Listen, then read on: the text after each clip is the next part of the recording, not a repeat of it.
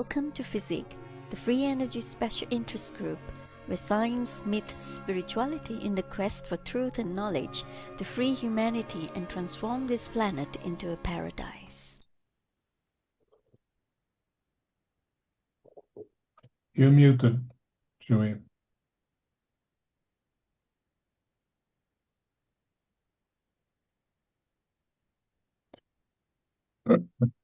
Crystal, you are muted.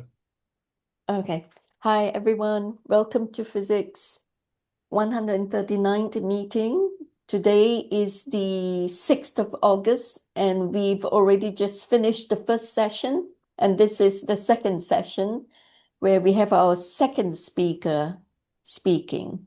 So without much ado, I am going to share screen so you can see the agenda of today's meeting and get an idea of what's going on, what had been planned for today's meeting. And I thank you, everyone here who has chosen to be with us live in this meeting, the 139th FESIG meeting on the 6th of August. And I am the chair. I'm the founder of FESIG, and we have our co-chair here for the second session, Dr. Fresfrezel, who is the scientist of the part of FESIG, and I'm the spiritualist. All right. And then we have our team members. Pontus is here, Hendrik, Jerry, Matthew is moving house. He says he will pop in, but it looks like he's too exhausted to do so. Right, so what is FESIG? FESIG is a platform where science meets spirit, and we welcome everyone who is on a quest of success in their divine mission to join us, because knowledge is power. We have some of the most brilliant speakers speaking here at our platform. If you go to our video channels, you will see what I mean. Some of the most amazing, brilliant minds with Nobel Peace Prize laureates speaking as well. I'm sorry, I have to come close here to do the changes, which I forgot to do. It's the next meeting is 140th meeting, which will be held. If you could pen down in your diary, then you can come and join the fun again to study with us from the best minds that we could get hold of. So the 3rd of September, I think, is the next meeting, right, folks? Okay, so it's not the 6th, it's the 3rd of September. Please pen down in your diary so you can be here with us again for the next set of speakers, right?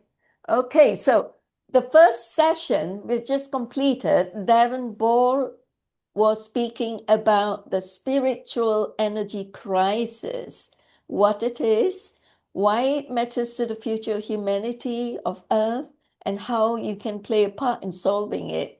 He is a minister at the Atheist Society and discovering the mission of Master of Yoga, Dr. George King, who's a medium, spiritual master, one of the most dynamic and powerful contactee of the ET cosmic masters who came to help us evolve.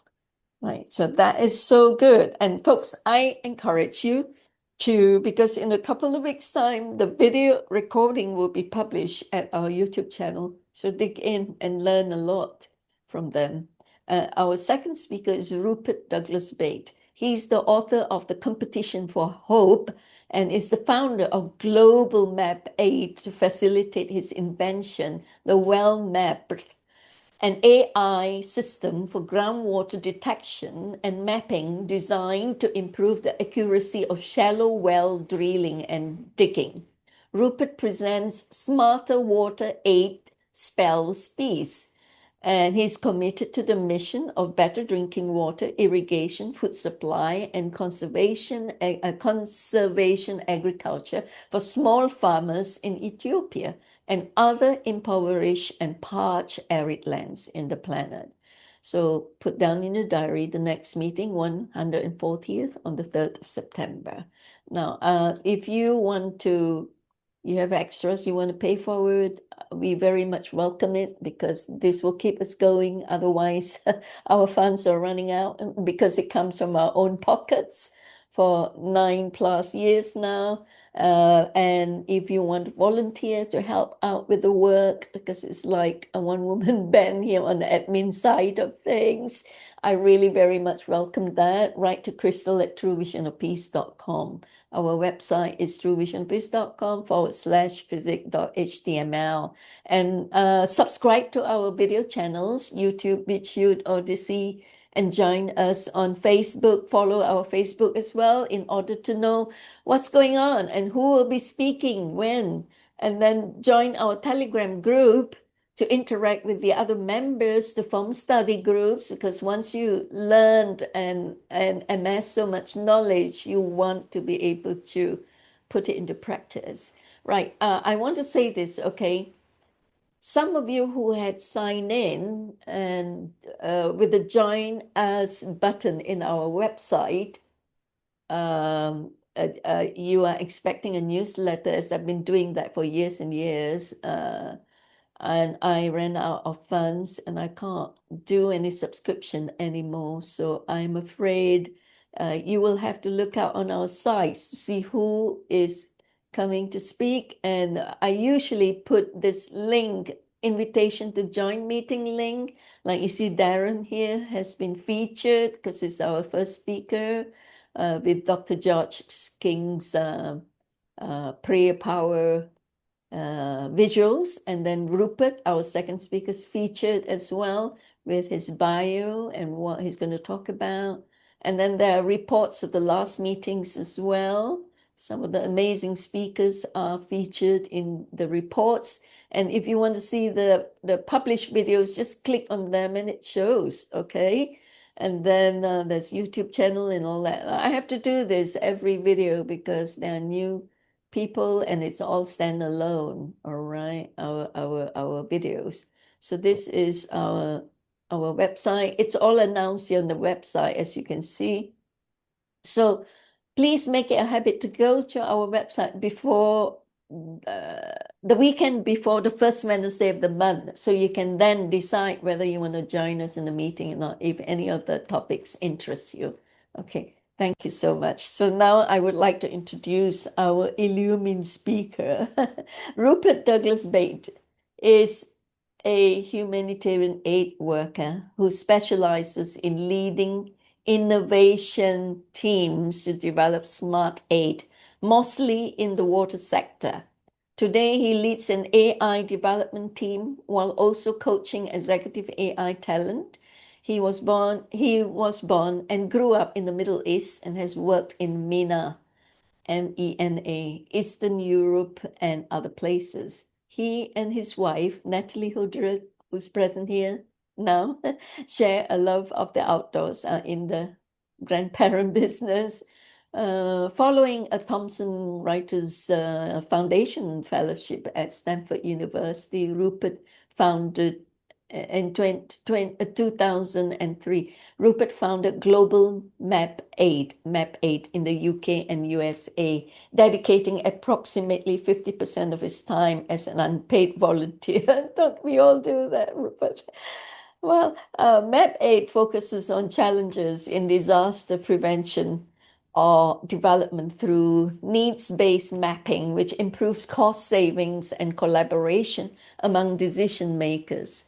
Recognizing the critical need for sustainable water solutions, particularly for small farmers, MapAid initiated the development of WellMap, an AI system for groundwater detection and mapping designed to improve the accuracy of shallow well drilling and digging.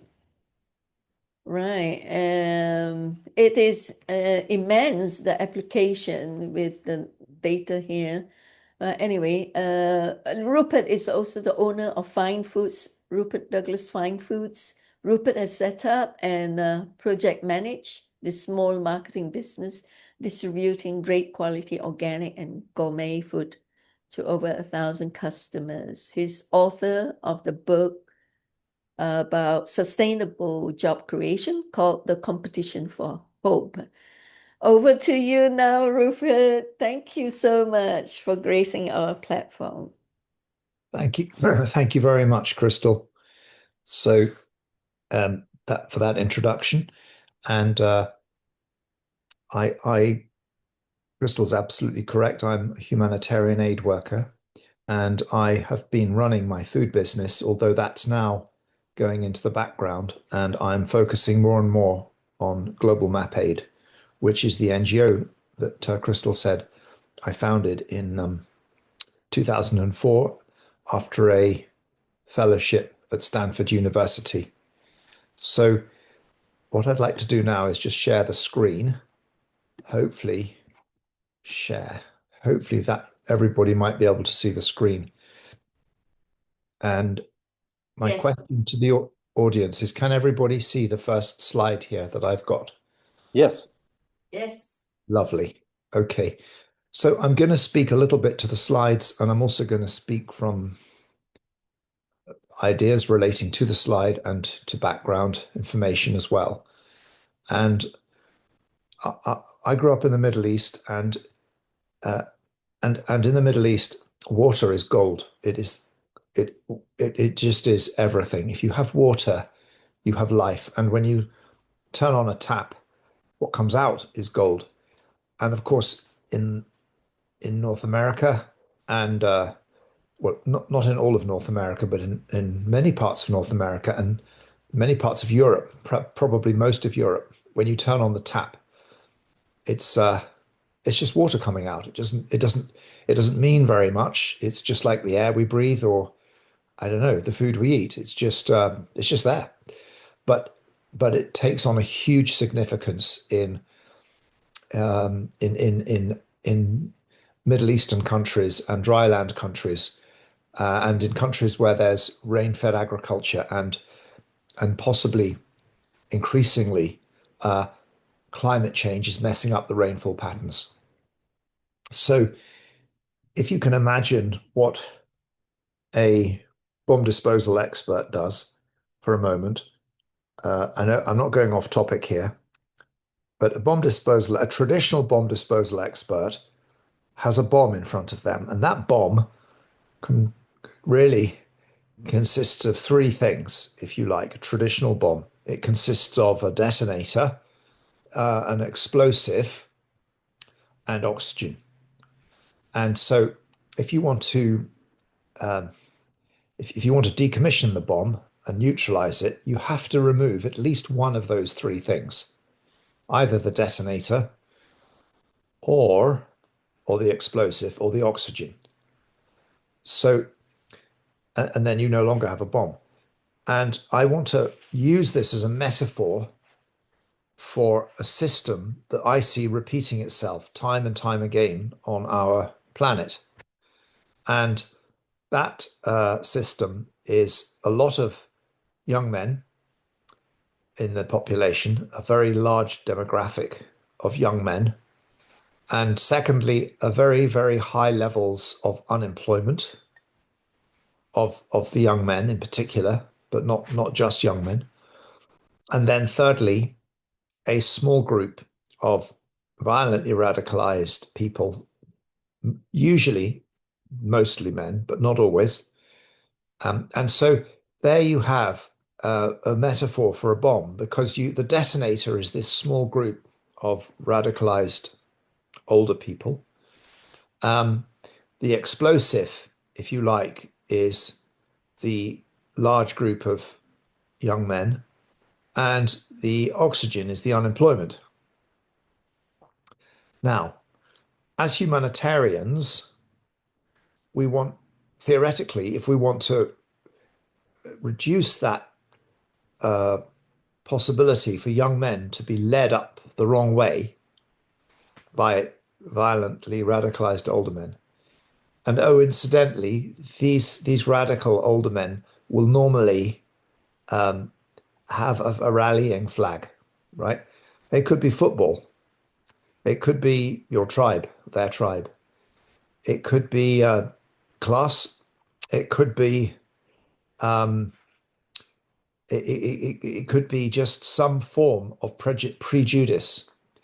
but they have a rallying flag around which they rally, and they call the young men to arms, and they point out the neighbor is at fault in some way, shape, or form.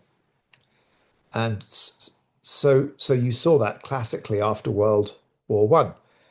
In Germany, there were, for example, a lot of young men who in the 1920s and 30s in particular, they were unemployed. And they also were quite angry, as it happens, because a lot of them had lost their fathers in World War One. And so you have a lot of unemployed young men who are angry, and you have a small group of violently radicalized older men, which was basically the Nazi party. And you then have a bomb in the making. So we can't, as humanitarians, remove young men. I think that's called genocide. Just because they happen to be a lot of them, we can't just remove them. And as humanitarians, our role isn't really to try and take on a small group of violently radicalized older people, like far right or far left. And so really, the only solution to this situation is to try and do something about unemployment. I'm sure you'll all appreciate a young man when he has no job, he can't afford to look after his mum, can't afford to take a girl out for dinner. He's feeling helpless and hopeless, and he's easily radicalized. So all of this does loop back to water. And I'm going to try and get to the next slide now. There we go. Can everyone see that? I hope you can. Yes. Excellent. So in the developing world, a lot of agriculture at the moment is rain-fed agriculture.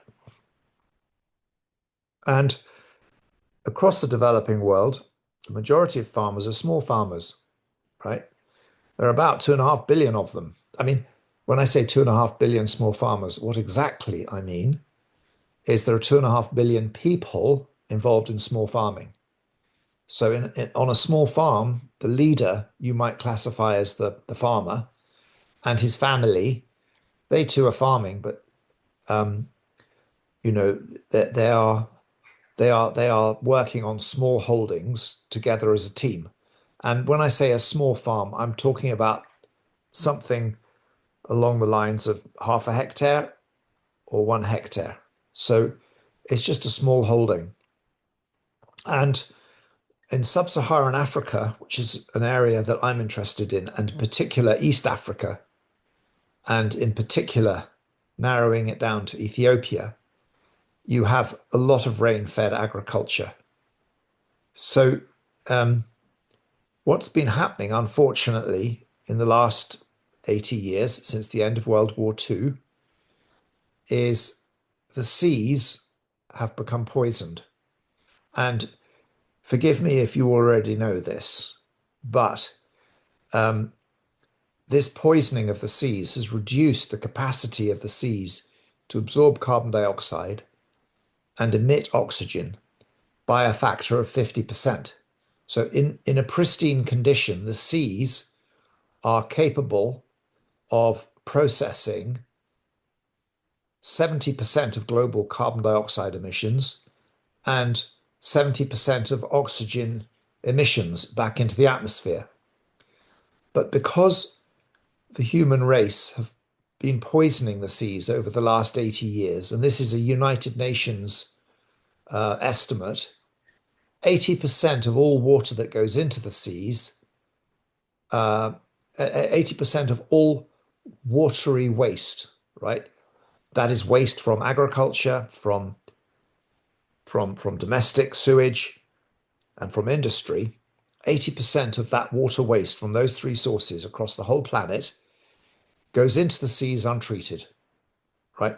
And a lot of that waste has got plastics in it and microplastics. And these microplastics are particularly dangerous because they get smaller and smaller and they mess up the vital action of several types of microorganisms that sit in the uppermost layer of the water column in the seas. And I'm not an expert on this. I'm not a marine biologist, so I'm just giving you an outline here that there's one particular group of microorganisms called copepods. And these copepods are supercritical to the whole process of capturing carbon dioxide from the air and helping it become carbonate, which then sinks to the bottom of the sea. And then a few years later, you get the White Cliffs of Dover. Okay. So these copepods are half gone. Now they're half dead. So that means the seas are now processing 35% of carbon dioxide emissions, we think, and processing 35% of global oxygen emissions, we think. So that means that the room is getting stuffy. There's too much carbon dioxide in the atmosphere, and the planet is heating. And that's one reason why we've had so many heat records smashed across the planet. And it's very, very grim. It's very, very grim. And the way perhaps the quick way out of it, weirdly, is not tree planting. I love tree planting, and anybody who plants trees, they deserve a blessing. But actually, it's not going to provide the fastest route out of the jail that we're making ourselves on the planet through climate change. The fastest route out is to clean up the water that we pour into the seas and to allow the seas to heal. So what's this got to do with this talk? Okay, so this climate change is messing up the rainfall patterns across Africa and other developing countries. But here in this talk, I'm specializing, if I may, in Ethiopia. Again, I'm not an international meteorologist, but I can tell you for free that climate change is messing up the annual bimodal rainfall pattern in Ethiopia, because traditionally you get two kind of spikes in the rainfall. You get one sort of in April and another then in November, December time. And the farmers can plan when they plant the crops to coincide with the rainfalls, so that towards harvest time, the rainfall has stopped, right? And then they can harvest their crops, and their crops don't rot in the fields with rain pouring down on them. But now the rain is coming at all times of the year in a higgledy-piggledy pattern. And that's really tough for the farmers. And we have arguably a very long, exhausting, slow onset famine occurring over the last 20 or 30 years in East Africa. It's death by 1,000 cuts. It's famine by 1,000 cuts. Slowly, you know, the weather, the rainfall season's getting more and more compromised, and it's more and more difficult for farmers to grow food. One way out of that is irrigation. And if you irrigate a food crop, right, that's wonderful. You then can double or triple the food supply pretty quickly. I mean, in Ethiopia, there are 47 million people who are small farmers, right? And most of those families, those 47 million people who are consisting of small farming families, are living under the World Bank poverty line. But they didn't have to be living under the World Bank poverty line, okay? But they are, because the rainfall is coming at the wrong time of year, and it's exhausting for them. And it means lack of food. Lack of food is especially dangerous for little ones. In the first 300 days, if a child doesn't have food, or the right food of the right quality and diversity is important, not just volume, but diversity, then you get significant intellectual and IQ impairment. In other words, the IQ will be lower than the genetic maximum for the child, and that will endure for the rest of their life. It's a tyranny. So increasing crop yields can and will increase or decrease the amount of stunting of small children. But moreover, it will also increase employment, because you can appreciate there'll be more people who are required to go out and bring in the harvests. And then in a place like Africa, you get basic adding value to foods. You can dry food. You can grind it up, put it into these things called pick bags, which are wonderful bags that preserve food for months and months. So you can then keep the food safe and sell it later on when the price is a bit more stable, if you like. And you can fix the hole in the roof. You can pay for reproductive choice. You can buy the kids school uniforms and shoes and school books, and just life begins to advance because you have a cash crop. That phrase cash crop is really crucial and key here. And the young men in particular then have something to do. They have a job. And many young men are attracted to the towns because of the bright lights. And off they go. However, most young men, given the chance of a job and a bit of money coming in, even if it's at home, versus the uncertainty of going to the city where there is no job apparently lined up for them, probably will choose the line of least resistance and stay at home and get on with farming. Not all of them, and that would also apply to the thug over there, or group of thugs over there, who don't respect freedom of conscience, freedom of belief, freedom to have a democratic system according to the culture of the land, because the democracy in our great country in the UK is different to the democracy in the United States, is different to the democracy in Greece, is different to the democracy in other countries. So, and that is a mark of a self-respecting democracy, that we actually have different versions of it according to our culture. But really the key thing here is the employment of the young men and building peace. And so irrigation, weirdly and wonderfully, can help improve employment and build peace, because it can improve crop yield.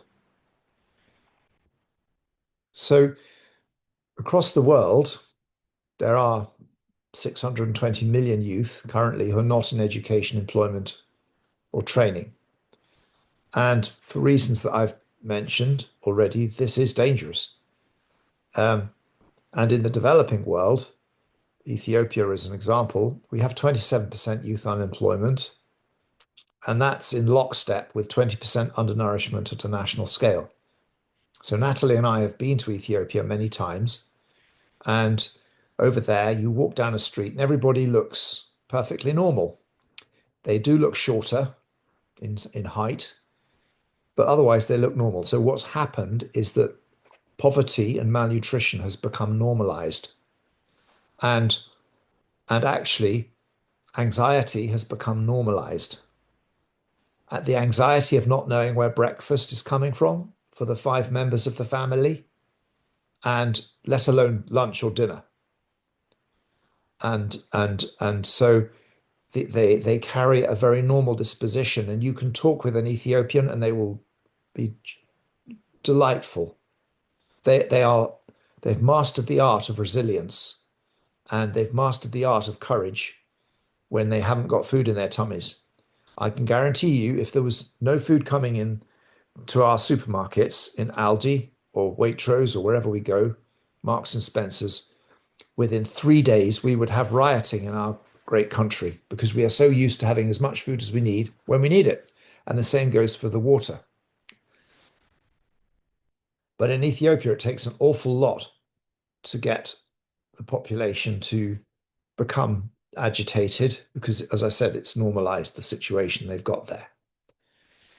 They also have another problem in Ethiopia, which is they do want to drill wells for irrigation, but unfortunately, depending on where you are, 50 to 70% of the well drilling is not successful. excuse me. And the reason is they don't use geophysics. Why? Because traditional geophysics comes from the oil industry, and this uses like radar or a sonic boom or a sort of a judder, yep, that's put down in one spot. And then there's an array of detectors that will detect the echo or the echoes coming back from the underground layers, including water layers. And then it will reverse engineer the signal coming back and create a sort of picture, if you like, or a diagram to show where the water is at what depth.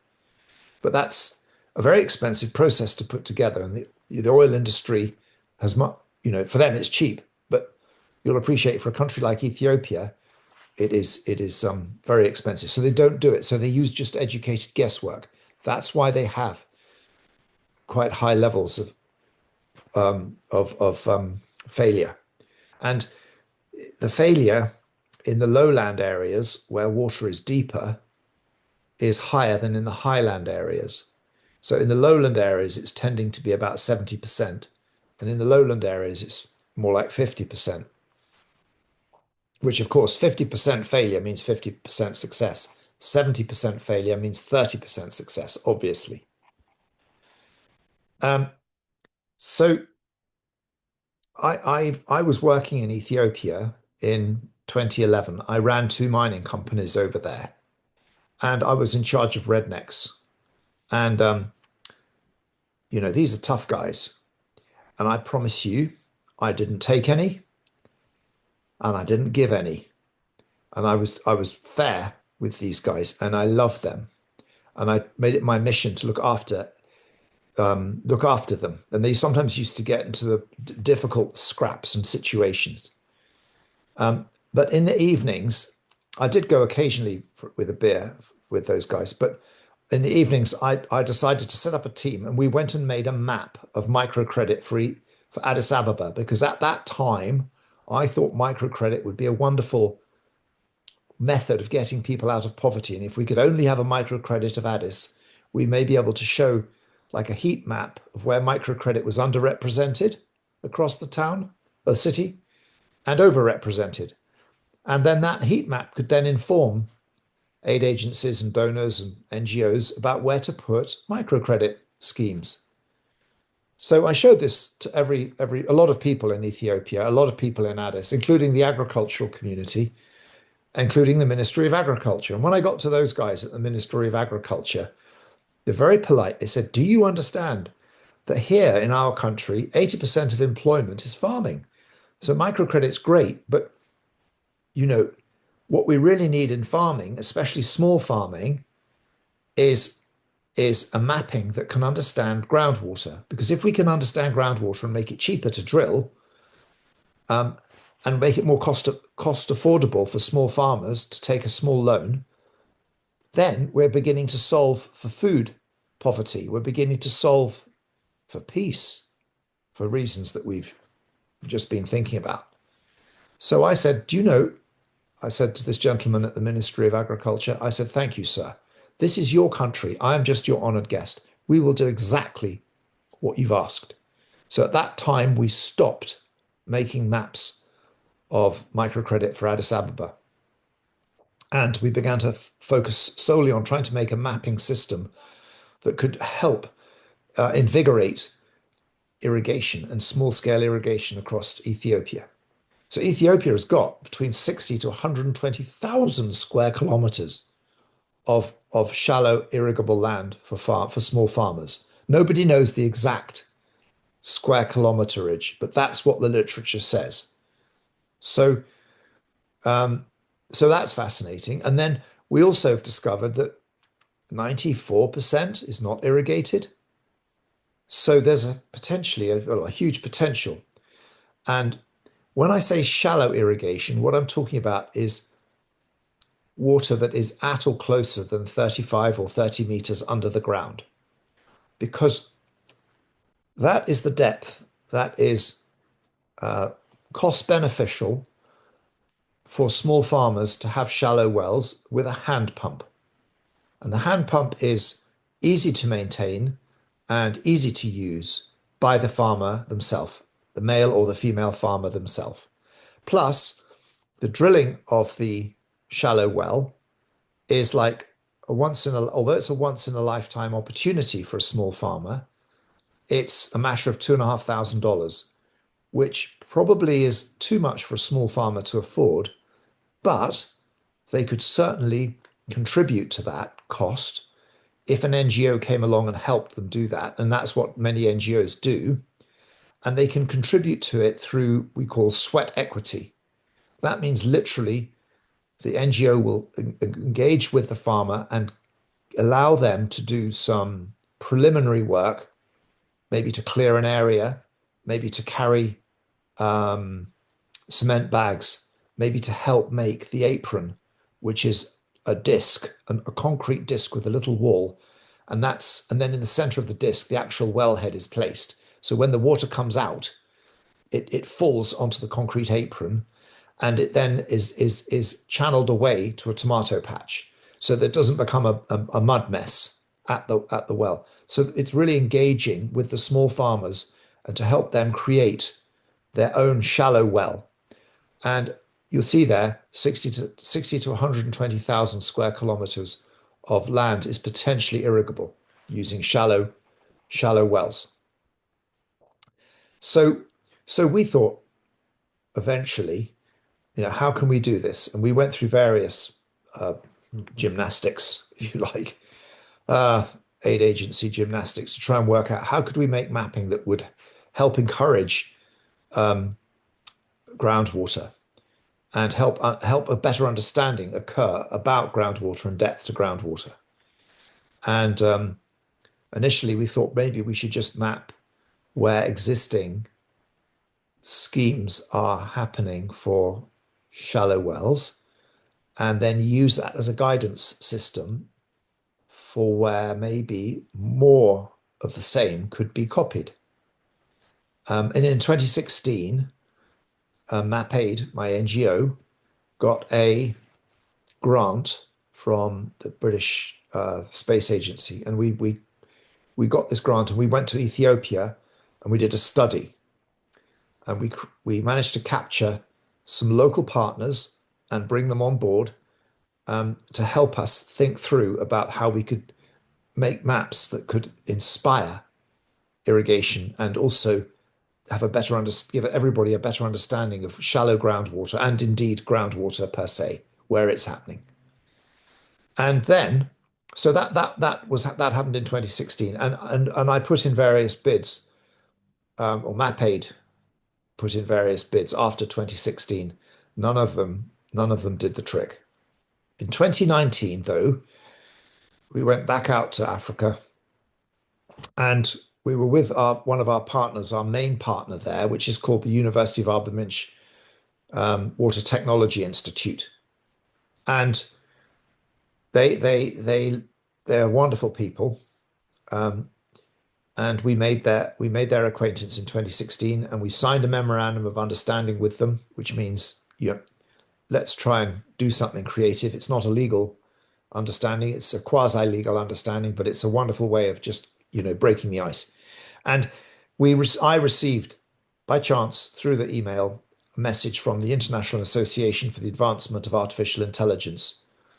And basically the email said, are there any do-gooders out there who are interested in, offering or suggesting an idea for AI for use in something good? And we talked about it for about, I should think, 2 nanoseconds, and agreed that we should write a paper asking that fundamental question, which is, can AI be used to determine at very low cost groundwater, the depth to groundwater, to try and do something about improving the drilling success? So we managed to, we submitted the paper in, when it was, July or August, and fairly swiftly we got a positive response from the Association for the Advancement of Artificial Intelligence, which is an international association. And they said, come in November. So MapAid paid for a local academic from Arbaminch University Water Technology Institute to go to Washington, D.C. in November 2019 with me, and we presented. And we presented to an audience of AI scientists. And out of that audience came a wonderful lady called Professor Kathy Blackman-Lasky.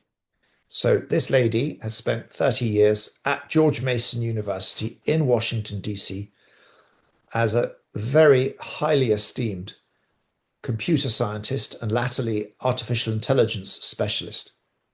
She said, she put her hand in the air and said, oh, we will help you. Come on, let's see how we can make this happen.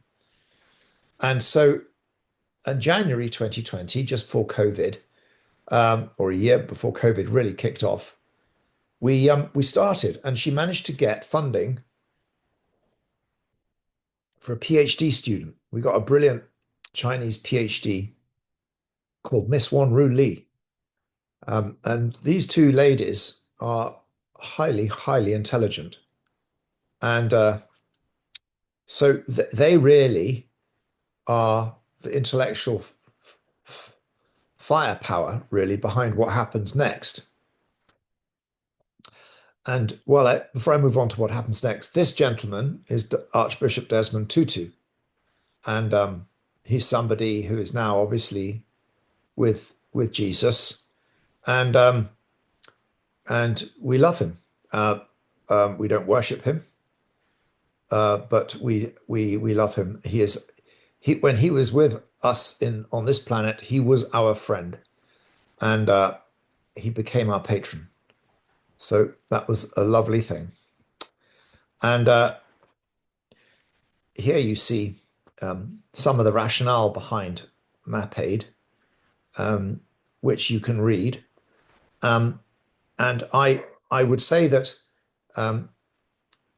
we began to create an artificial intelligence, and we began to go through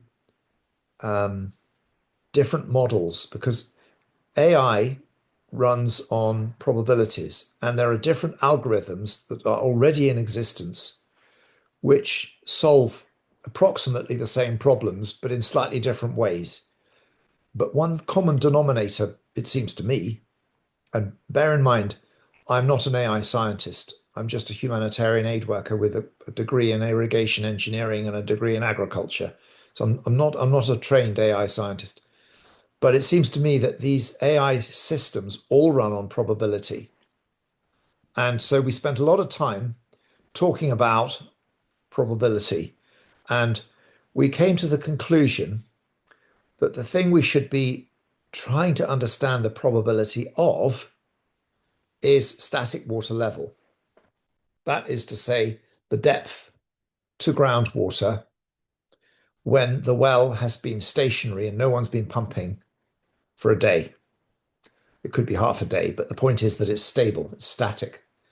And some wells take longer to get static after pumping, and some wells take shorter. So that's really our goal, was to try and work out that static water level and the probability of the groundwater between wells being at a certain level, as dependent, if you like, upon wells that are surrounding that point. So if you can imagine lots of wells in an area, and they all have slightly different static water levels. That is to say, the distance between the ground and where the water is under the ground, and where the water is stable. So all these different static water levels at different locations. And there you see a picture of Ethiopia, and it's all higgledy-piggledy, isn't it? It's up and down and left and right and whatnot. So at each different location on the one map, right, you're going to get a slightly different set of what we call hydrological factors. So these factors are stuff like rainfall, wind speed, soil type, daytime temperature, nighttime temperature, relative humidity at 2 meters, relative humidity at, 50 meters, And so these we call hydrological factors because they're all part of the hydrological cycle. And they are essentially at ground or above ground factors. I mean, the soil type is at ground, of course, but everything above that is like definitely a hydrological factor.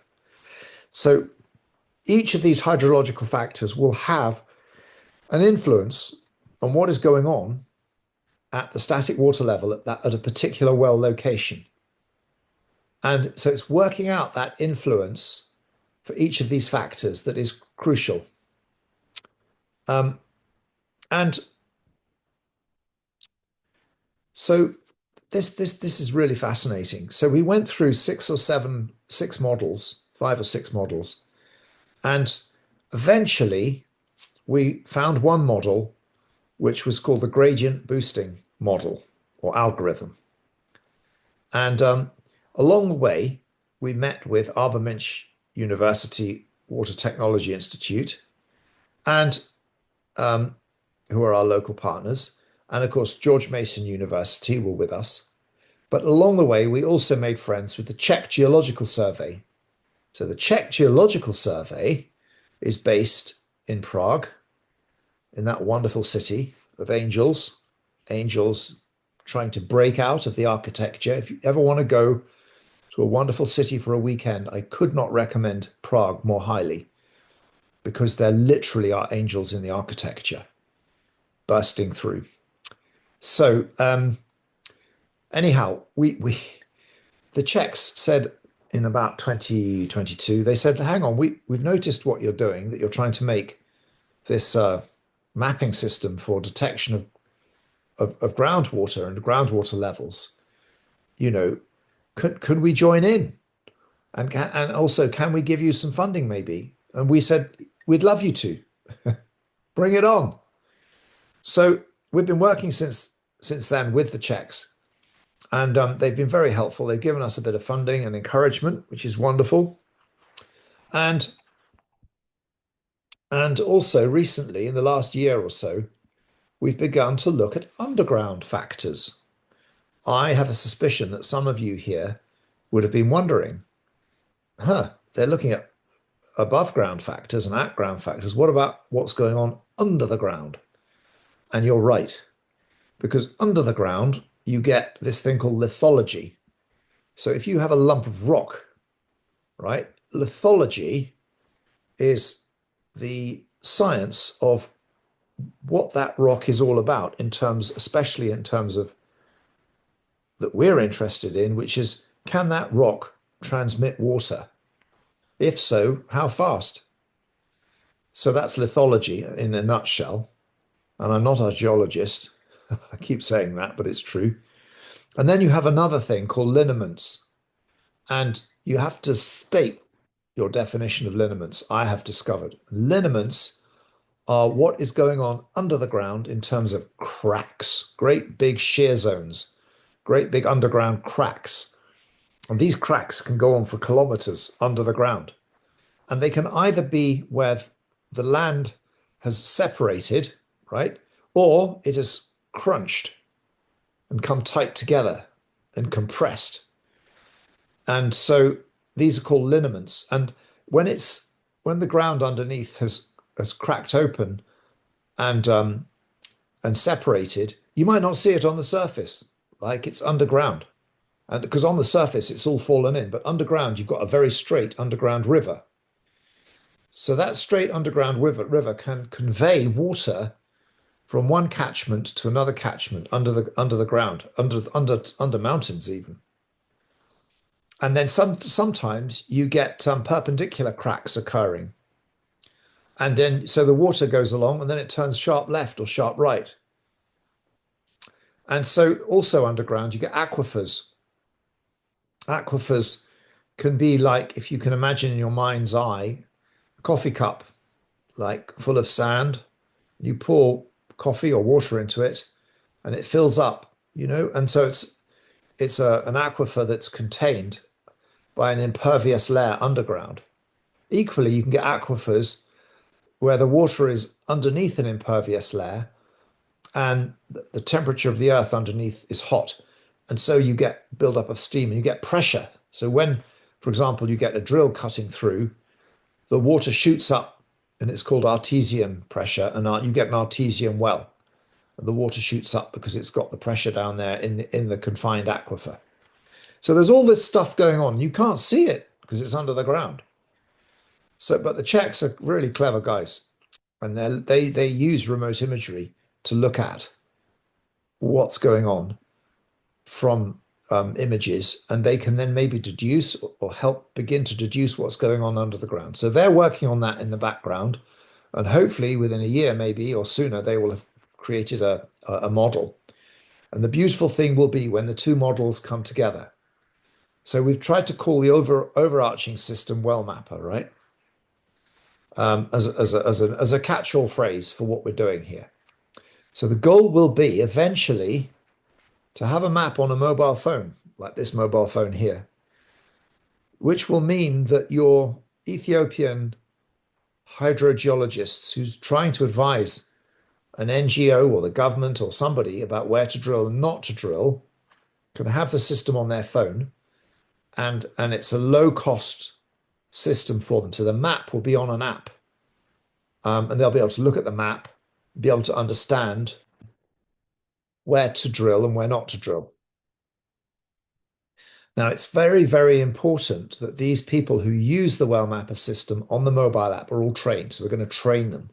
This is not, again, this is not my idea. This is the idea from the University of Arbaminch Water Technology Institute. And it's in my view, it's an extremely good idea, because we don't want to solve one problem, and then create another. So the problem we might solve in the short term is lots of water for everybody, whoever wants it, right? Bring it on, you know. But actually, what's happened in India, Northwest India, and parts of the Midwest in the United States is a sorry tale, because in those places they've taken out too much water. They've over abstracted from the aquifer, so the aquifers have run dry. Not a good outcome. And we want to avoid that like the plague. So our algorithm system eventually is going to have a component in it that will not just measure static groundwater level, but will also understand about recharge of the said aquifers. And also, it will also understand about well spacing, because too many wells all clustering together, that's not healthy either. So proper well spacing and proper recharge capability will be part of the static water level system within the main algorithm. So this slide here, you see our first map, and it was made in a place called Belate, which is in southern Ethiopia, and it's about 5,000 square kilometers. And there it is. It's a beautiful map. It's not perfect, but when I look at that, I see a baby. And AI, when it's young, is like a baby. It needs a lot of good quality information to make it grow and develop. Just like a human baby needs a lot of good quality, diverse food to make it develop properly. If you feed a human baby rubbish food, you will get cognitive impairment. And it's precisely the same for AI. The metaphor breaks down in as much as a human baby only can eat so much good quality food. But AI, given the additional memory capability of computers, can go on and on and on, consuming good quality data, so long as you're prepared to continue bolting on memory to the system, and then it will tend to get more and more accurate, and that's crucial because you've got highland geographies and lowland geographies and northern geographies and southern geographies. You've got all these different geographies going on in Ethiopia. And so there's a gradation of geographies from one place to another. So the system can begin to learn that. Anyhow, this here is me just showing you on this slide how we develop the hydrological model. So I don't need to teach you guys how to read. I think you can probably read there. So you see on the map left, you see what happened in the end. We created this map, and basically the darker areas show where the water's deeper and the lighter areas show where it's shallower. And then you see white islands, like there's a triangle there and a round bit, and there's a salient up here. What is that all about? So in Ethiopia, there are national parks, there are built-up areas, there are wetlands, there are lakes, there are roads, urban areas, and all of these places what we call exclusion zones. So our map, by default, therefore, is going to have areas where no drilling is permissible or practical. And so that's why you've got these white zones there. Next slide. So here is, there we go, WellMap's machine learning process, right? And this is for the hydrological model. And it's quite an involved sort of system. But basically, when you're making an AI system, you have populations. And these populations are split normally into a training group and a test group. And most of the population will be in the training group and a small group will be in the test group. So you run the model on the training group, right? And then once you've run it, you then ask the model to compare what it discovered using the training group against the test group, and make any necessary corrections, small corrections. Having done that, you then switch the populations around a little bit, just a tiddly bit, and then you run it again, and then it basically asks the same question again: how far off true am I compared to the test group, training versus test? So you keep doing these runs. It goes on and on and on and on and on. And, you know, it's basically a sort of a huge number crunching exercise, repetitive number crunching exercise. And ultimately, you end up with a fairly accurate sort of model that is, you know, really helpful for that particular geography. Again, I repeat, I'm not an AI scientist, but this is essentially what this slide is all about. And you can see here the red dots and the blue dots, and you can see quite reasonable correlation, right? So we felt quite happy that the red dots and the blue dots were kind of lining up satisfactorily, observed versus predicted. And it's not perfect, you know? And this map here, for me, the metaphor I like to use is a 1950s television set. You switch on the thing and it's black and white and it's going shh, and you can just about make out a face and you can hear a voice and it's the BBC. Hello, this is the BBC. Today's news, you know. It's not perfect. This is not 4-color Technicolor, right? So we've got some way to go. And the black dots, by the way, are the wells. So we've got some way to go, but we've made a baby step. And to our knowledge, we're the only people on the planet doing this. And our median prediction error on testing data is about 19 meters. Again, you know, it's not brilliant, but it's a step in the right direction. So we also then moved on after Bilate. And by the way, you see Bilate here. I don't know if you can see my mouse. Can you see my mouse on the screen? Yes. Yes. Yeah. Okay. So I'm now circling Bilate. That's Bilate, right? That's Bilate. Well, that's our first map. And then this place here is called Sidama, right? That's Sidama zone. And this one here is called Gamma zone, and that's Gopher zone. So Sidama zone and Gamma zone and Gopher zone is 18,700 square kilometers in total. So these are our next targets. And the Czech Geosurvey has suggested we work here. Why? Because they know about the geology of these places and they can help us create the geological model. And because it's safe, you know, visitors and people collecting data can go to these places. Well, safety is a relative term in the world, of course, but it's more safe than other places in Ethiopia. And I loop you back, if I may, to the desperation of when you don't have enough food. then, and if enough young men don't have enough food, then life does get, or jobs, right? Then life gets some, peace can evaporate. So, but that, because there's enough food, generally speaking, in this area, because it's a highland area, there's more rainfall. It's not saying very much, but it's saying enough to say that this area is relatively peaceful, which is why we have to work there, because we're not the security people. So anyway, let's loop back to this idea of the shallow well. So here you see a scale, and this scale can move up and down on the actual map. I'm not going to risk trying to show you the actual map here, because if I click on here, in the past I've clicked on it, and I'm happy to send you the link later if you wish, but there's a scale here, and then you can zoom in and out a little bit on Sidama zone, not yet on these two, and you can see where we predict the water is at 30 meters, where that round thing is at 30 meters. And so that's really helpful, because if you can show with a reasonable level of accuracy that the water is at 30 meters or closer, then you start to save money, because you're not drilling expensive wells that are missing.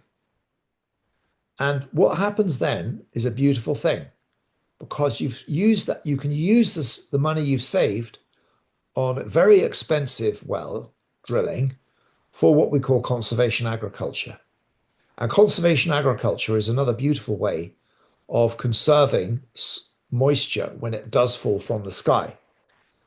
So soil moisture conservation techniques, when properly implemented, can increase yield by a factor of 2. Not quite as much as irrigation, but heading in that direction. And the reason that soil moisture conservation increases is because the techniques to do with soil conservation involve increasing the organic material in the soil. Did you know that 1 kilogram or 1 pound or 1 ton or one unit of organic matter, dark soil organic matter that comes from broken down plants and bugs, can hold 40 times its weight of water? So it is truly a wonderful thing, organic matter. So building up organic matter in the soil is a very, very strong, powerful way of increasing the ability of the soil to retain moisture when it falls from the sky, rather than let it drain into the aquifer underneath or even away downhill. So soil conservation systems involve disturbing the soil as little as possible, keeping the soil covered as much as possible to stop evaporation, and mixing and rotating crops. And mixing and rotating crops has wonderful effect as well on fertility, because you get leguminous crops that build up nitrogen, and then the next crop can be a crop that depletes nitrogen. For example, maybe corn or barley or wheat. So the crop rotation is a very important thing in conservation agriculture. And the money saved, as I said, from not drilling could be spent on conservation agriculture anywhere. And that would also include places where irrigation is possible from shallow wells. So it might be that a government department says, okay, we know that there's water here, but instead of drilling 20 wells, the first thing we're going to do is introduce conservation agriculture, okay, and get these guys to a place where they are really maximizing that first as a first. And this may take a few years. It can't just snap your fingers and say it's done. But then after that, we will drill. Think about drilling as a backup, as an insurance policy, if you like. But here, in the initial sort of phase, if you like, of what we're doing, Our goal is small farmer irrigation and the understanding of where that's possible. So this lovely lady, she doesn't have a particularly happy picture, facial expression, but her name is Abu, and she has a shallow well, and she wins some cash crops, and she can now support her farm, her 4 children. She lives near Arbaminch in a highland area.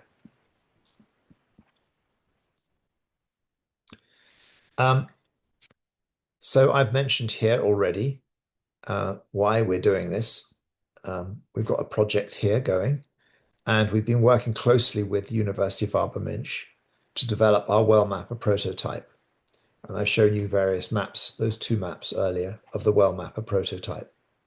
So now we've been developing a 2.5-year development program. It's a multidisciplinary program to really improve the accuracy in Gamma Zone, Gopher Zone, and Sidama Zone of our mapping, of our groundwater mapping.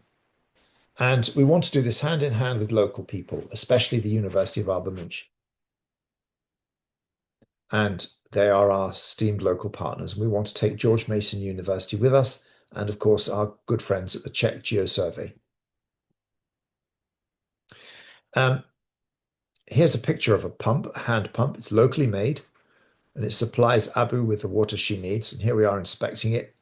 And basically, it's bits of bicycle welded together, bits of roofing sheet welded together, and bits of stuff that you might use to build a house. So they've really taken local stuff, welded it together, and it's a beautiful idea, and it's cheap. So when it comes to creating maps, the vital component, as I mentioned earlier, is data. And we want to make maps as much as possible using open source or free software. We want to share the maps on social media as we can. We want to distribute the maps. We want end users to be very much involved in the kinds of maps we make. End users would include policymakers, corporations, individuals, social institutions, and indeed small farmers. So everybody is at the table, and we listen to everybody. And we then also want to continually co-create our maps in order to implement effective long-term aid. So the best aid really is the aid that the local people create for themselves. And we want to embed our WellMapr system at the University of Arbaminch in a sustainable knowledge center. And this was an idea that we had in 2016, and it's an idea we continue to have today. This sustainable knowledge center will have water at its core. And earlier I showed you this slide, of the UN SDGs. Right, there are 17 UN SDGs, and water is number 6, and it's called WASH, which means water and sanitation and health. WASH. So UN SDG 6 is WASH, and this underpins a ton of other SDGs like zero poverty, for reasons described. If you can grow food, you can get a cash crop. Zero hunger. If you can grow food, you help defeat hunger. Good health and well-being. If you've got food to eat, you are healthier, and you can also have a cash crop and buy medicines. If you have food, you have a cash crop, and you can then afford to send your kids to school. And crucially, you don't have to spend an hour a day walking, if you have a well, walking to the local river, which may be an hour there and an hour back, which is typically, unfortunately, what women do in Ethiopia, because it's the women that do the water collection.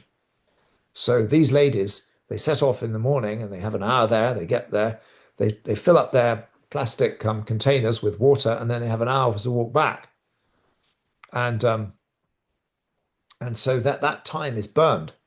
Every day, at least 2 hours gets burned on walking to the river, collecting dirty water and coming back, versus having a well, even a shallow well, where you can get clean water.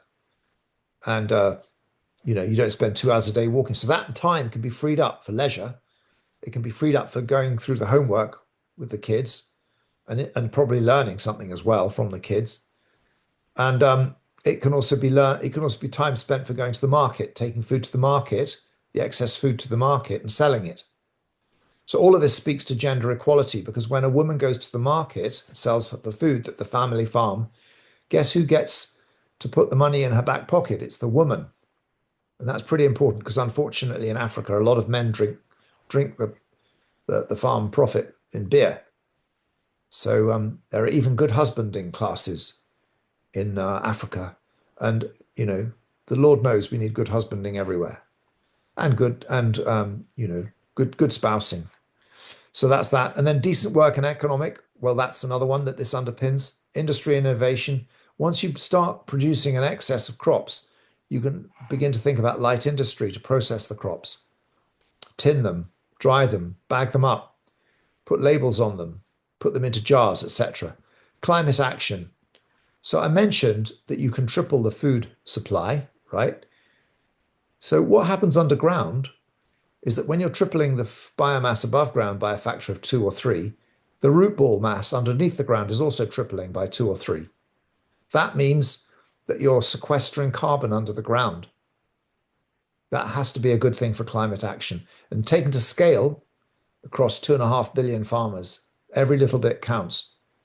Peace, justice, and institutions. I mentioned earlier the whole business of if young men have something to do where, you know, they're helping their mum and they're getting maybe a little bit of cash, and they can take a girl out, you know, to the local pub, or, you know, they have their own types of pub in Ethiopia, you know, then there's a hope.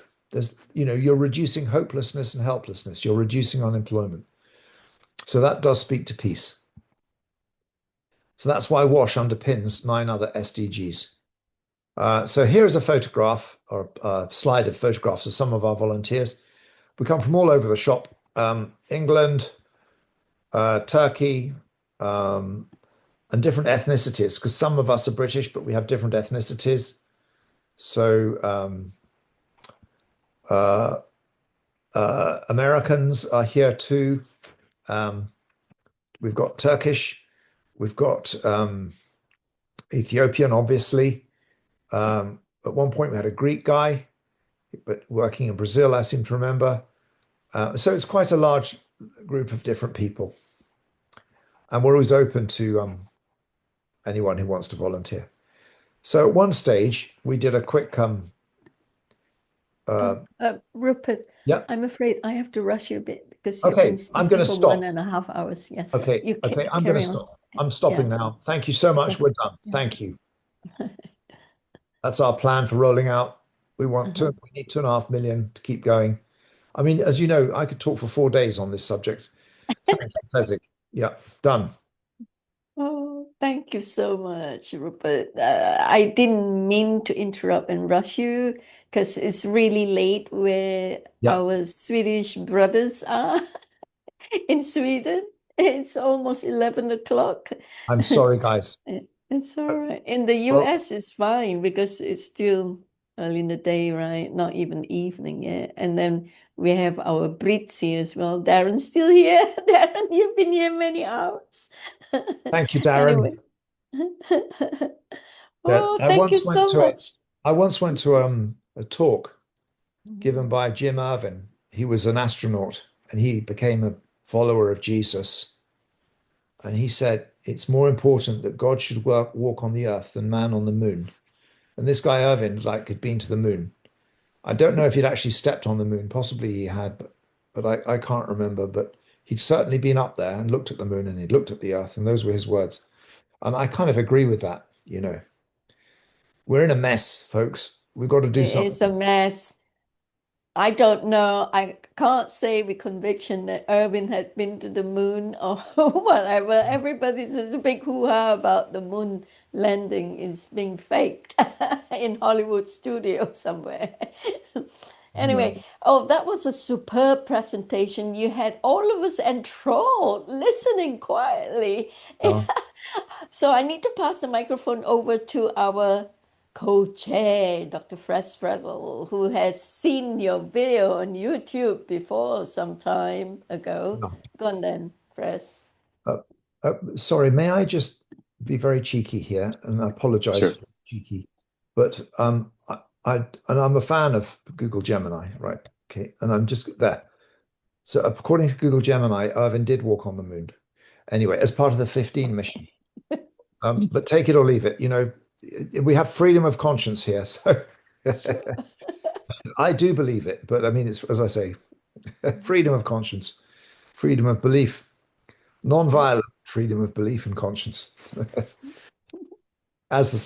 he might have, because apparently, according to the secret space program, the super soldiers had been to the moon. The 20-year contract to and fro and back had been spoken here at our platform as well, with I many mean, secret space program you people talk about super whistleblowing. soldiers, but my grandfather was part of the British force that ended up in Ethiopia and Addis and threw out the Italians. And for a few years, maybe 3 or 4 years, they were invaded by the Italians.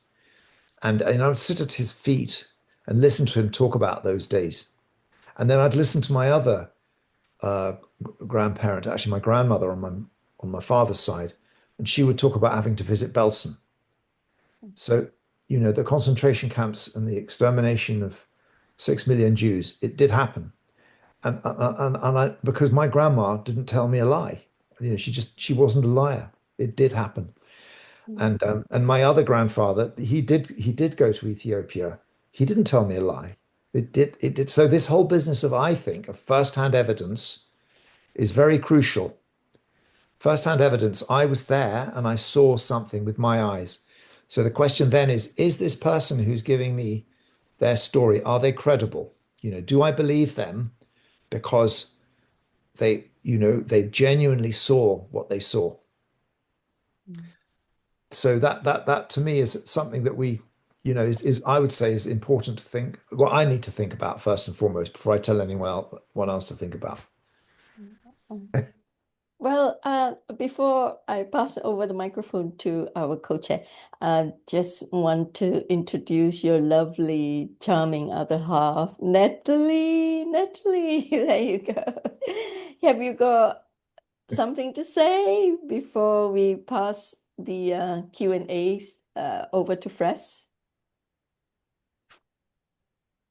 Natalie, you're muted. That's why we Sorry, can hear. I'm struggling to remove the mute. Thanks, Ruth. That was a brilliant talk, and you gave something very similar at the Rotary Club, and I'm very proud of the work that you do, and you're so devoted. You're truly an old soul. Thank you. Yeah, so I support you, and yeah, I mean, I'll be going to Ethiopia with you some of these trips. Some I won't be, but some I will be, because I have I run a company. And thanks, Ruth. And it's just very exciting that the Foreign Office are backing you now. So we've got the funding, we've got the breakthrough that you were looking for, and there'll be no stopping you. Thank you so much, Rupert, for doing this work for humanity. We really, really am so in awe with your heroic contribution and such sheer hard work.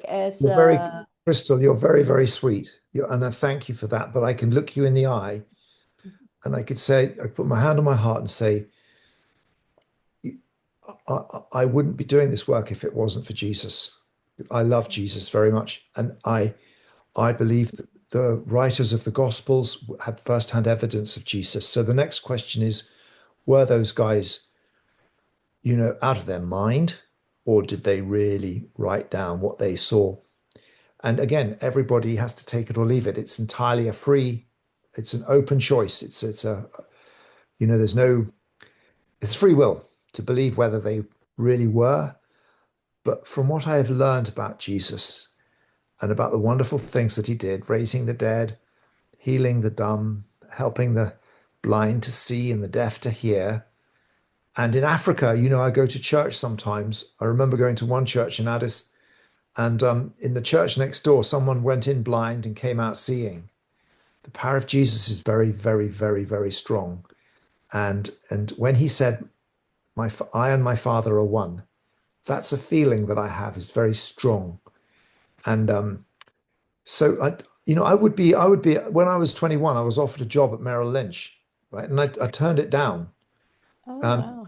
because money wasn't my motivator. But I fully understand all of us have to pay the gas bill. I get that. I'm a capitalist, and I think capitalism can work, but it has to have a human face. It has to have an environmental face.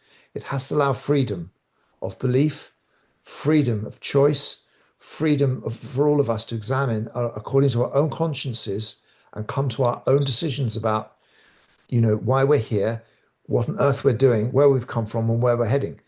This is very important. And I believe my God, who is Jesus, gives us that, allows us that, wants us to have that.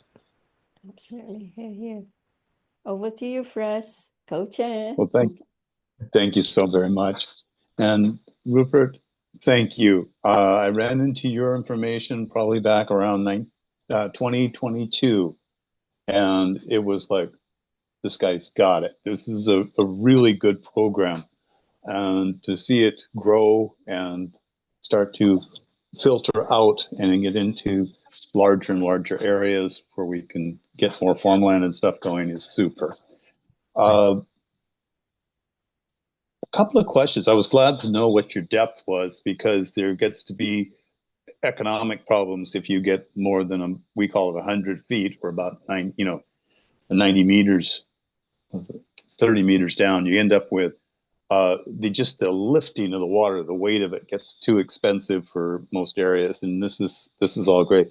Your cost is great. When you say $2,000, that's not very much. It costs us here in the States $2,000 to $10,000 to put a well in that range of depths. So your economy you're using your money really, really well.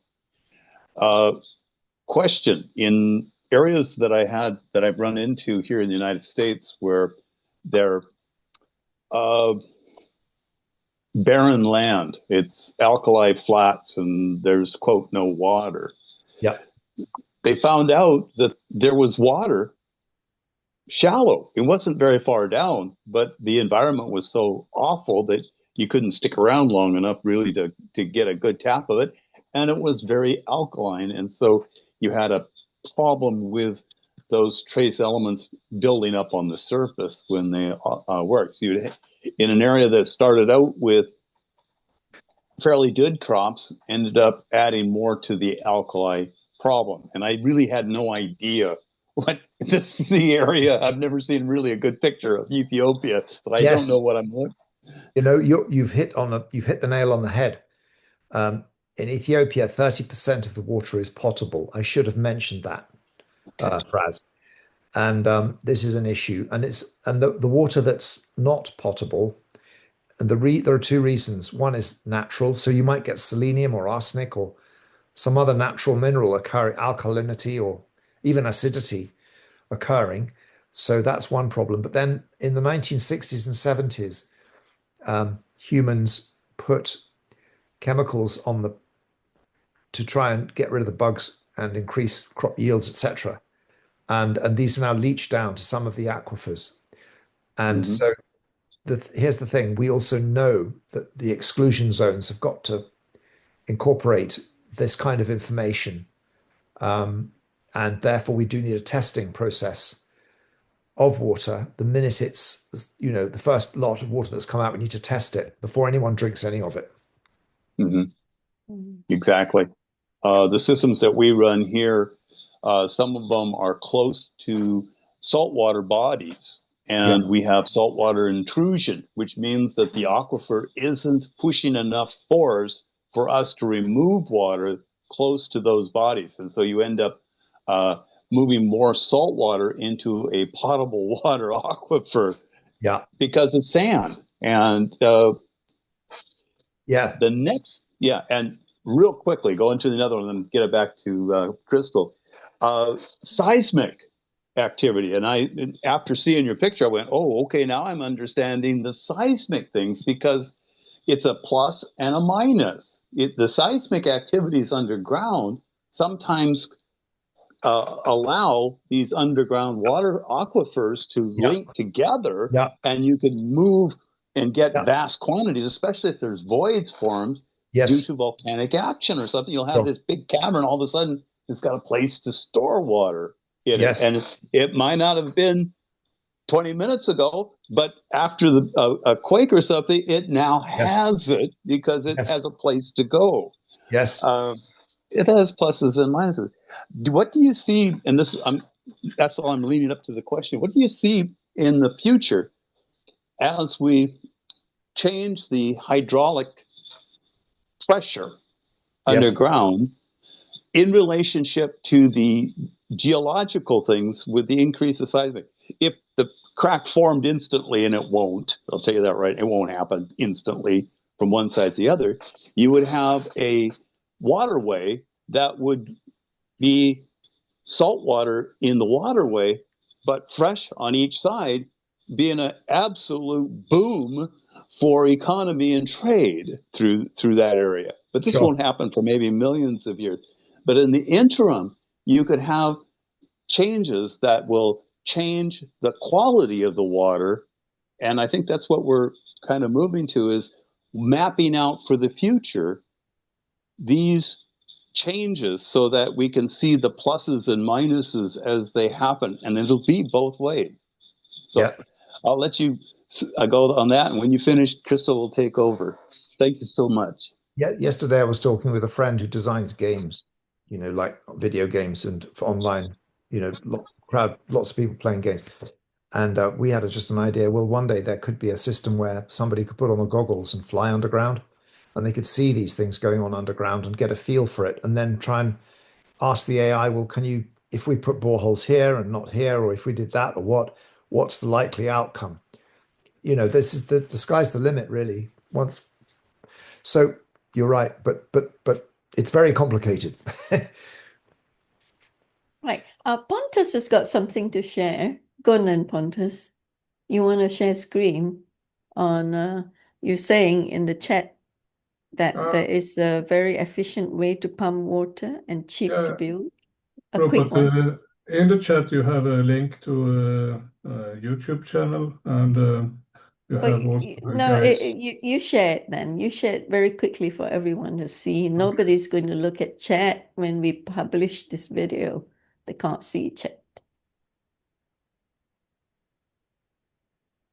Just share screen very quickly.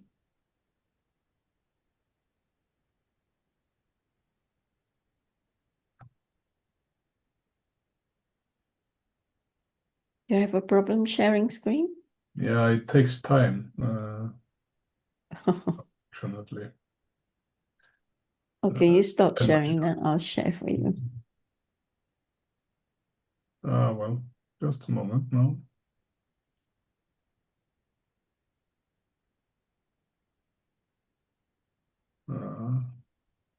It's in Swedish. No, it's in English. Oh, okay.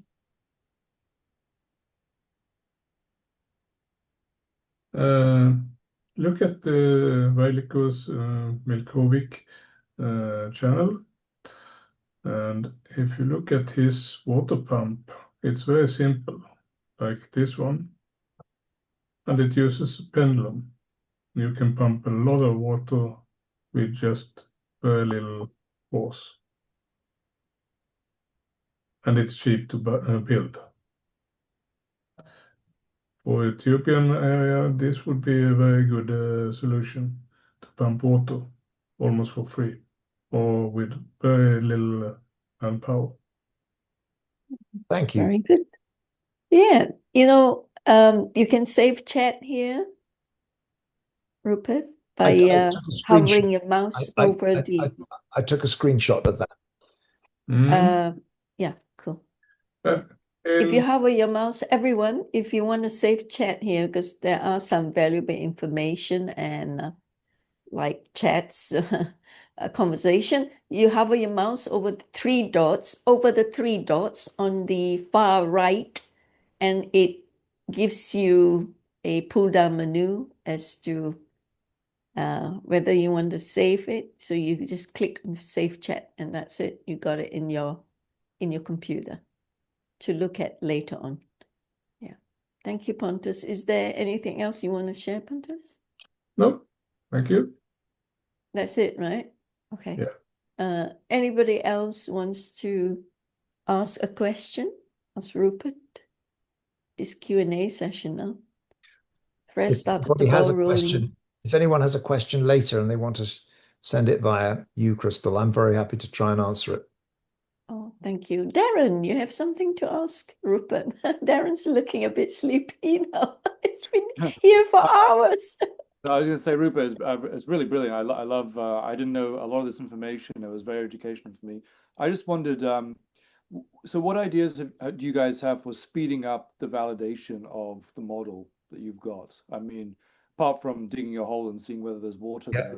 So basically, it's relationships that are going to do that, because we know that data is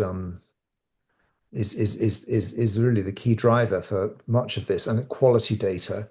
So to obtain that, somebody needs probably to turn up somewhere, again with an app, and put data in the app about a well, or turn up at a ministry or an NGO and say, look, we're developing this idea. It has the potential to be incredibly helpful to you and help save you a ton of money. Would you pay it forward and just be really helpful now, and share with us your data about wells that you've drilled, and hand in hand go with us into the future, and we can incorporate your thinking and insights about what we're doing into the WellMapr system, including your data, so that it becomes a collegiate effect rather than just MapAid. I mean, at the end of the day, my reputation is irrelevant. So is the reputation of MapAid. So is the reputation of the Ethiopian government. The key thing here is 47 million small farmers in Africa who are living under the poverty line in East Africa, in Ethiopia. So that is the goal. And so when I'm talking with you and anyone really, that's what I'm saying. I'm saying, actually, it's these people that we're all aiming towards to try to help. And so climate change doesn't respect anybody. Climate change doesn't respect the King of England, doesn't respect the Minister of Water and Energy in Ethiopia. Dare I say it, it doesn't respect anyone present in this room. And it's coming down the railway tracks like a locomotive with no brakes. And it's very, very dangerous. And, the evidence is there. You only have to look at the consistent breaking of temperature records. And you only have to look at the carbon dioxide building up in the atmosphere, and relate that to the death of the seas and the death of the microorganisms in the seas. I mean, it's all in lockstep. So it's unfortunately it's happening, but this is one get out of jail free card that it won't solve climate change, but it will blunt the effects of climate change on vulnerable populations, which are subject to their rainfall systems being wrecked by climate change. So, yeah, I must say, what you're doing here, Rupert, is really, really getting on all fours to do the work as a light warrior, humanitarian aid worker. This is a true hero here. Because once you get the funding going, you can actually get it going and apply it in a big way. And I can imagine how much humanity can benefit from this app that you had developed. So water is gold. It's better than gold because it's life-sustaining, right? So wouldn't it be great if we are talking about abundance? Next step will be develop an app to find gold. Then we all have the funding to do all our humanitarian missions. Yeah. Anyway, so I'm really proud to say that the FESIG team and I here in this room on this platform are so honored to have people like you, Darren, and many other speakers who are true-blooded humanitarian workers, helping humanity in a big way to evolve and to ascend and to be successful with all that we're doing to uplift humanity. I am so, so grateful that we are all here gathered today, and every first Wednesday of the month that, we are learning so much from each other as well at the same time. And we are also calling out to those viewers out there. If you got extra pay forward, we got a lot of things going here that we need this abundance to help to help make it grow and be successful with what we have come here to do. Right. So is there any other question before we close this meeting? Because it's been going on for quite a while now. Franz, co-host, co-chair, anything else? No? Pontus, Jerry, Henrik? Billy, you there, Billy? You want to ask anything before we close? Krista? Natalie, any last say to wrap up your husband's presentation? Oh, you guys are true heroes. So there being no other business. Oh, Jerry has put out his hand. Go on, Jerry, bro. Yeah, I just want to say that you put in a tremendous amount of work into something really, really good for people who need it. And it was impressive to see how good you've done it. Thank you. But actually, I can't take the credit. I have a better team. The people I'm working with are very diverse and very passionate and very kind people. And they are better than me. And I, really, this is George Mason University and the Czech Geological Survey and Arbaminch University Water Technology Institute. And finally, the MapAid volunteers. The MapAid volunteers are all unpaid, right? So that I feel they are especially close to my heart because they really do it for passion and for love. And for years, in some cases. Teamwork makes the dream work. Yeah. I suppose you don't mind me saying this. You have come from a very good family tree, right? I can't help it, I research my speakers well because when I ask for the bios and all that, sometimes I can't wait, I'm impatient, so I have to search as much as I can. I dig into their background and I write it first and then say, oh, because I realize that most of my speakers are very busy, they're very important people. So I do the write-up and then I present to them, is this okay? And then many a time they say, oh, wow, this is good, this is spot on, we can use that. Or no, use mine. As in the case of Darren as well, I've also researched his background and put together something. So I found out that you came from a very fascinating family tree background. You are a Douglas-Bate. So tell us a little bit about your your great-grandfather. Yeah, well, so there was a gentleman called Admiral Sir Percy Douglas, and he was my great-grandfather, which is to say my father's mother's father. And he started in the Navy, I think, as a midshipman, probably aged about 14, maybe even younger. Maybe he was like 13. And so by the time he was 20, he was a professor of, being a sailor, a naval, on Navy boats. And but anyway, he became a hydrographer of the Navy, which means looking at the seabed and working out currents and mapping islands and stuff. So, and I guess that the water there has come through a bit. Yeah, he also was in Dover in the beginning of World War II, and he was in charge of Dover, and he actually died during World War II because I think this just stress overtook him, which is unfair, but there it is. So, yeah, my family is Scottish and a bit of Irish. Yeah, isn't it coming from the Scottish hero who fought the Brits? Yeah, they did. The Scottish, I don't know what it is, but they seem to get involved in a lot of fights. Yeah. Now we're trying to fight for water and we're trying to fight climate change. So that's That's a fight everyone can get around their heads around. So that's how you got into the water, looking for water app. You came up with WellMap.